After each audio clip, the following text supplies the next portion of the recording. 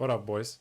Today I'm going to talk to you all about the 5 important things that Demon Slayer Hinokami Kepputan should have on release and not patched in half a year. Millie's my favourite. Look how calm she is as well.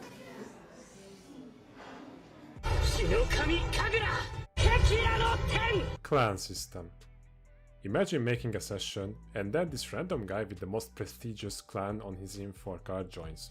Unless you're and piss out on the side of a good player, you will feel the thrill of fighting against somebody who is one of the best players. Not to mention that the amount of clan battles that could be fought would also be a welcome addition, since after a while it gets tedious to just do player matches randomly. Also, think about this. What if clans could also earn rank by climbing the leaderboards on certain days? League of Legends has this thing called Clash, which had a horrible launch, by the way, where the wins/loses would go towards your clan. Now, I'm not somebody who's interested in belonging to a clan in a fighting game, but as somebody who carves for companionships in other games, I'd welcome this system, and I know a ton of people who would give their left nut just to have this in the game. Okay, so I know this will sound funny, but before you click off the video, just hear me out. Spectator Mode. Yes, you've heard right, Spectator Mode. It's been ages since the game launched, but either Naruto Storm 3 or 4 didn't have Spectator Mode on launch.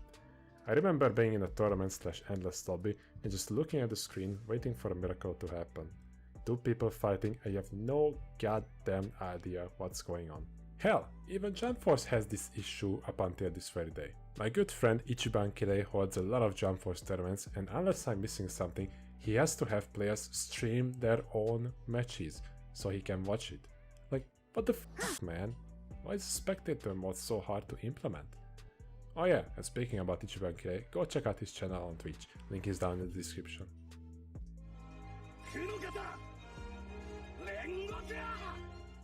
Character customization. Customizing my character isn't really something that I do regularly, however in my previous video I have stated that I am unfortunately colorblind, which makes it very hard sometimes to follow what is happening. Hiroshi Matsuyama actually got asked this question of why we cannot customize our characters, and he said that he wouldn't really like to play as himself, but as the actual character from the anime. Which is kinda understandable, to be honest, and I get that, but just listen to what I previously said, I am colorblind. It's really hard to look at different shades of characters and judge which one am I. And yeah, a lot of people would love to change their character costume. So like for example Surasa is obsessed with golden cloaks. He'd have golden cloaks on every single character that he'd play, and he's just one example.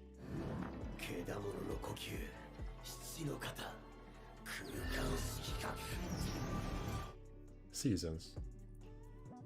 Getting the maximum rank in a game is fine and all, but can you really say that you've earned it if you could only grind it by the end of the game, like when nobody's playing it? Having ranked seasons in the game could incentivize players to grind for that cool godly rank. CC2 could tie rewards for reaching the top 1%, like adding a skin to one character by the end of the season, and only people who have reached the criteria, in my example 1%, could use it. And if for some reason a developer watches my videos, please, just reset every rank by the end of the season. Don't just delete the leaderboard and leave the ranks as they are. Like, please, it would make the entire season idea pointless.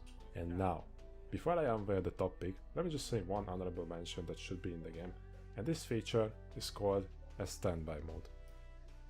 This game won't be popular forever. On release, you might not need to wait for more than 10 seconds to have an opponent to play with, unless you play on an Xbox. I remember whenever I stream Naruto Storm 4, the first 20 minutes of my stream is just me looking at the screen, complaining about people not wanting to play somebody who's better than them, and no, I'm not saying I'm a good player, hell no, but people look at my info card and they just skip me, like, why? Yeah, of course you could come up with the argument that playing against an AI is easy, and you're right, but it's not mandatory to use it, so like, you can just go grab a snack if it's not for your liking.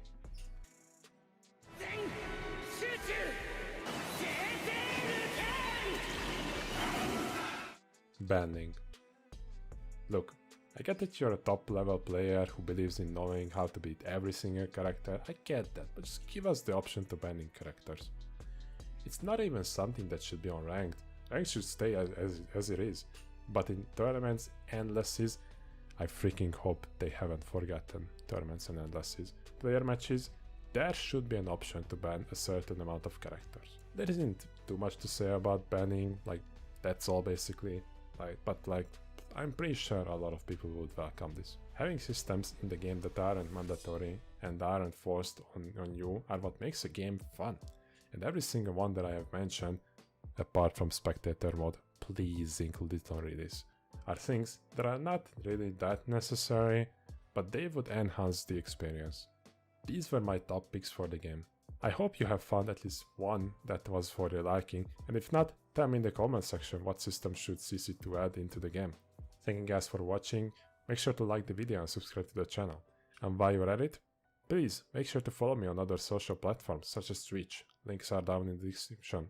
I am soon going to have an announcement video for my tournament for the upcoming Hinokami Kepputan game, so join my Discord and be the first to hear about it. Since I still have no ending, I will just basically do the same thing I've done in my last video.